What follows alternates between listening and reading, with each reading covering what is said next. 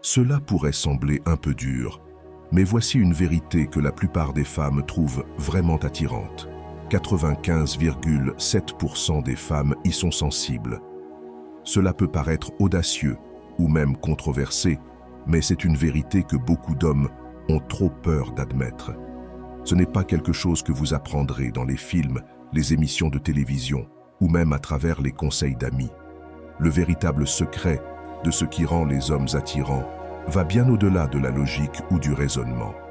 Si vous vous êtes déjà intéressé à la philosophie stoïcienne, vous comprendrez que cela ne consiste pas à jouer des jeux ou à chercher l'approbation constante.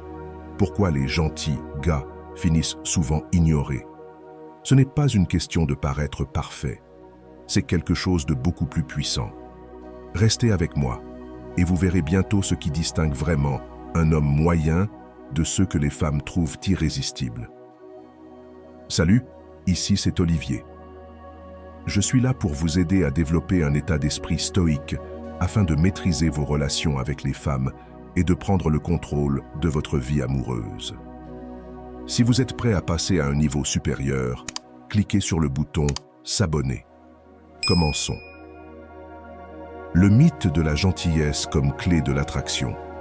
Depuis leur plus jeune âge, beaucoup d'hommes apprennent une formule simple pour conquérir le cœur d'une femme. Soyez gentil, soyez toujours disponible, écoutez ses problèmes, résolvez-les. Tout devrait alors bien se passer, n'est-ce pas? Après tout, un homme bon, fiable et attentionné devrait gagner le cœur de la fille, non? C'est l'histoire que la société nous raconte. Mais voici la dure vérité. Ce n'est qu'une partie de l'histoire. Le gentil gars finit souvent ignoré ou, pire, coincé dans la friendzone. Pourquoi cela arrive-t-il? La réponse est simple, bien que douloureuse. Les femmes ne sont pas attirées par un homme qui cherche constamment leur approbation. Bien sûr, elles apprécieront sa gentillesse et respecteront son dévouement. Mais ces qualités seules ne déclenchent pas la passion ou le désir. Pensez-y un instant.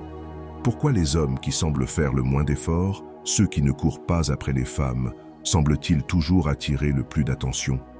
Qu'ont-ils de plus que les autres? Le suricate et le lion, une métaphore puissante. Prenons une métaphore simple pour illustrer cela. Le suricate et le lion. Le suricate, c'est l'homme qui essaie toujours de plaire. Il est constamment sur ses gardes, toujours présent et prêt à résoudre n'importe quel problème. Il est gentil, il écoute et met les besoins des autres avant les siens. Cela semble génial, non? Mais voici le hic. Le suricate ne suscite pas le désir. Il peut être perçu comme gentil, peut-être même mignon, mais il n'est pas irrésistible. Il ne déclenche pas cette réponse émotionnelle profonde à laquelle les femmes sont attirées. Le lion, en revanche, est l'exact opposé. Il est confiant, audacieux et n'a pas besoin de validation pour se sentir valorisé. Il n'est pas toujours disponible, et c'est précisément ce qui le rend si intrigant. Il dégage une énergie puissante et magnétique qui attire naturellement l'attention. Les femmes veulent ce qu'elles ne peuvent pas avoir, et le lion incarne ce mystère et cette séduction. Il n'a pas besoin de courir après l'attention, car elle vient naturellement à lui. Le suricate est sûr, prévisible et confortable, tandis que le lion est excitant, captivant et irrésistible. Le rôle de l'énergie masculine et de la philosophie stoïcienne. L'attraction n'est pas une question de logique ou de raisonnement. C'est une réponse émotionnelle instinctive à une énergie masculine forte. Cette énergie déclenche la confiance, le respect et un désir profond. Alors pourquoi le gentil gars ne crée-t-il pas le même impact émotionnel? Parce qu'il manque ce que les femmes recherchent vraiment, l'intensité, la passion et une connexion qui va au-delà des apparences. Le suricate est fiable, mais il n'est pas inspirant. Il est prévisible, et bien que cela puisse être réconfortant, ce n'est pas particulièrement excitant. Première étape, arrêtez de chercher l'approbation. Prenons un moment pour être honnête. La première étape de ce voyage est probablement la plus cruciale, et c'est quelque chose que beaucoup d'hommes négligent. Arrêtez de chercher l'approbation.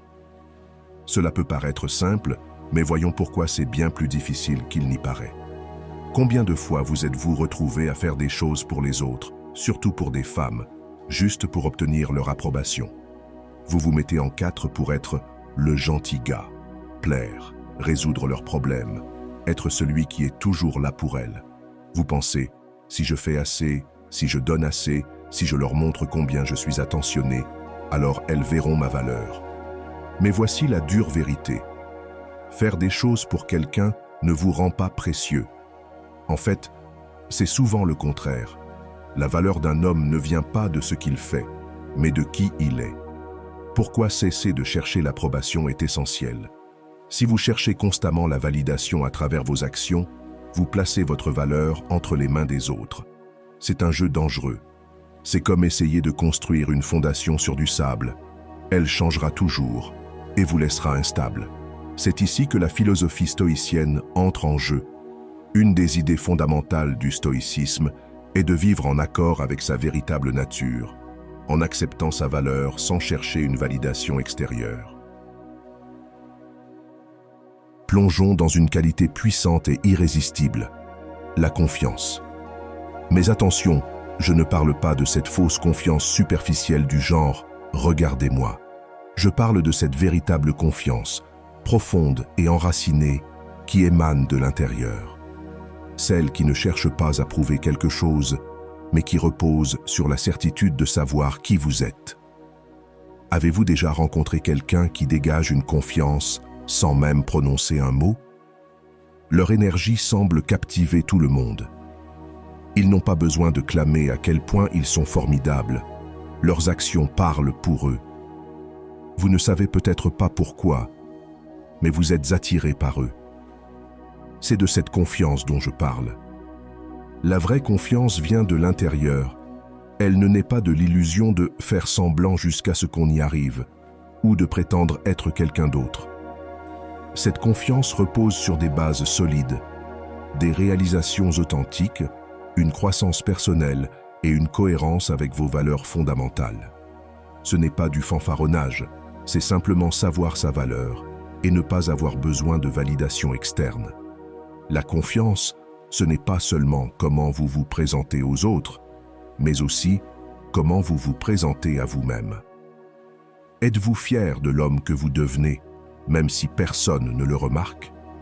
C'est là que la vraie confiance commence. 3. Fixez des limites. Il y a quelque chose en vous. Poursuivez ces choses avec détermination et comme nous l'enseignent les stoïciens, soyez à l'aise avec l'idée que vous êtes le seul à définir votre valeur. Plus vous vous développez, plus votre confiance en vous grandira. Et voici le secret. À mesure que vous construisez cette force intérieure, vous attirerez naturellement les bonnes personnes. Une confiance comme celle-ci n'est pas quelque chose que vous pouvez simuler. Elle vient du fait de vivre une vie de but, de passion et d'intégrité personnelle. Alors, mettez-vous au travail sur vous-même, développez vos compétences, définissez vos objectifs et commencez à vivre d'une manière qui soit fidèle à ce que vous êtes, parce que lorsque vous le ferez, c'est là que la vraie magie se produira. Passons à quelque chose avec lequel, honnêtement, beaucoup d'hommes ont du mal, mais qui est un véritable changement de jeu en matière d'attraction. Fixez des limites. Je sais ce que vous pensez probablement. Les limites, n'est-ce pas juste une question de dire non parfois? Eh bien, oui, mais il y a bien plus que cela. Pensez au suricate un instant. Le suricate, par nature, dit constamment « oui ». Il est toujours disponible, toujours en alerte, toujours en train d'essayer de plaire à tout le monde autour de lui. Le suricate pense que si seulement il est toujours d'accord, s'il met les besoins des autres avant les siens, il deviendra plus précieux ou plus désirable. Mais voici la vérité. Cela ne fonctionne pas comme ça. Le suricate ne se distingue pas. Certes, il est gentil, peut-être même utile, mais il lui manque quelque chose de puissant qui attire les gens. Le respect de soi. Parlons maintenant du lion. Le lion, contrairement au suricate, n'a pas peur de dire non. Il n'a pas besoin de dire oui à tout ce qui se présente à lui pour être aimé ou se sentir important. Il sait exactement ce qu'il veut dans la vie et il est clair sur les standards qu'il s'impose, ainsi qu'à ceux qui l'entourent. Le lion ne s'excuse pas pour ses valeurs et il ne les compromet pas juste pour attirer l'attention de quelqu'un. Il sait que si vous ne vous respectez pas, personne d'autre ne le fera. J'espère que ce message t'a été utile. Si tu as aimé la vidéo, je te serai reconnaissant de laisser un j'aime et de t'abonner. Si tu te retrouves sans mots, écris simplement « Je prends le contrôle de ma vie » pour montrer que tu fais partie de la minorité qui a suivi la vidéo jusqu'à la fin. Merci beaucoup pour ton attention et à la prochaine.